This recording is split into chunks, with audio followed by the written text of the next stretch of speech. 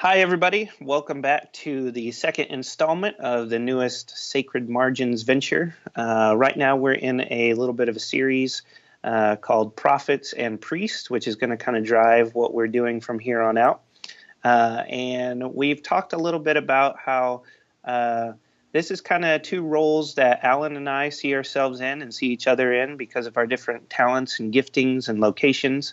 And so we're just going to talk about those for a little bit. Last week, we looked at the prophet who stands on not outside of the family, but outside of the system and tries to challenge assumptions and the status quo.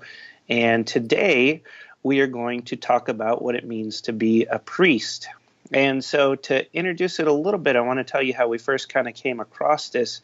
We were listening to a podcast by Rob Bell, and he talked about how there are people who stand outside the systems of prophets, and then there's the policy wonks who stay within the system. And I texted Alan, and I said, dude, you're such a wonk.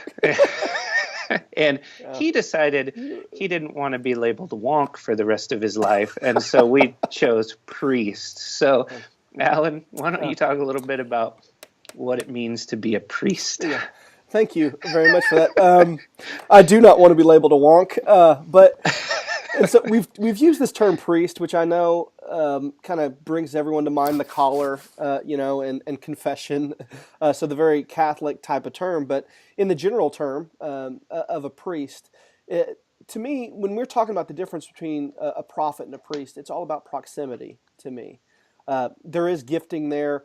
But whereas the prophet says things a lot of times that those like myself can't say because of their distance that they've kept and their view outside a little bit, priests have chosen a life to live close proximity to people, and work within the system.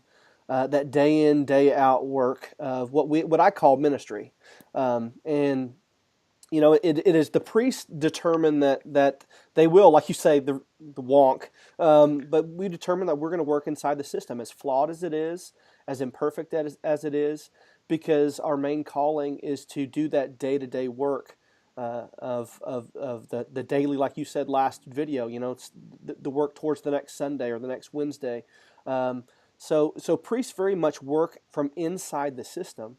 But they do that daily work. They do the steady march of growth. Spiritual growth is not this, steady upward climb. Spiritual growth is this roller coaster. It's highs and lows, and the priest rides that along with people. So while we may not be the people who stand outside and get to say some of the things that needed to be said, sometimes a priest delivers very similar messages, but in completely different ways because of their role. And sometimes it's slower, sometimes it's softer, not always. But I wanted to be, for myself, I wanted to be a prophet. I have friends who are prophets all over the place. And it took me a while to understand that I wasn't a sellout because I worked within the system, that it was just about my gifting, about my role, and really what I was really passionate about too. So that's really what a priest looks like. And some people, Trevor, may look from the outside. I know my fear is to be viewed as a kind of a sellout or a company man, but that's really not the case at all, and not how someone like yourself would view someone like me either. Yeah, and that's one of the things that I've always admired about you, knowing the struggle of always wanting to be the prophet, is that these are the prophet and priest. They're actually very similar, and they're actually trying to do different things. It's just like you said, it's the proximity, and I almost think it's more difficult to be a priest because you have to have the courage to speak into this community, and whatever you say, the ramifications hit you really hard.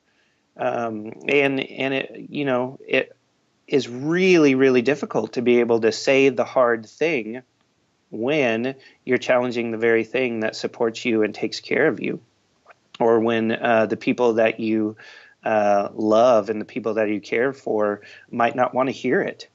So that's really important. But at the same time, so I do a lot of work on how transformation happens, and you have a disorienting dilemma where a assumption is challenged, and so that's the prophet role.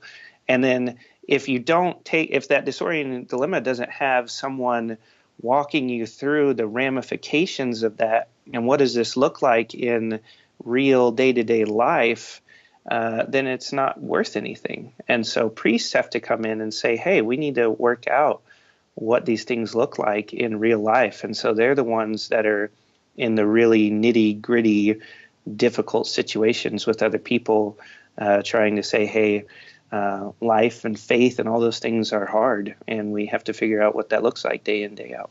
Well, my wife would often tell me and point this out to me, and I didn't realize it was this realization of the fact that I play this role, which is I constantly found myself trying to explain these things to people in real terms. I would say, that's exactly like this, and using metaphor. But really, that is the work of a priest to say these things, these messages you've heard. They're not just great theological concepts or challenging things and to nod your head at and move on. It's the idea that I know my work is to take these things and try to help people understand how we, in some way, work them out into our daily lives. And like you said, it's not really a different message. It's just a different role in that process.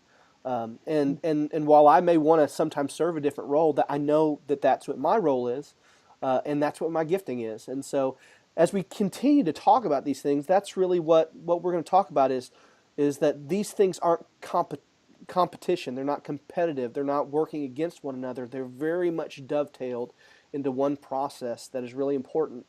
And it's when we see the value in each other that things really start to work well. So we're going to be talking about that next week. We're going to jump off of this now that we've defined the terms prophet and priest, and you understand a little bit of what we're talking about. Next week, we're going to talk about why these things work together and how we should view each other and work together in order to be better and for the church to be better and for us to find our own role in gifting within the system. So we're going to keep talking about these. Hopefully, if you didn't check out the prophet one, go back and check that one out as you talk about and see how that fits in the picture. And we'll talk a little bit more next week. We'll see you guys. Grace and peace, everybody. Bye.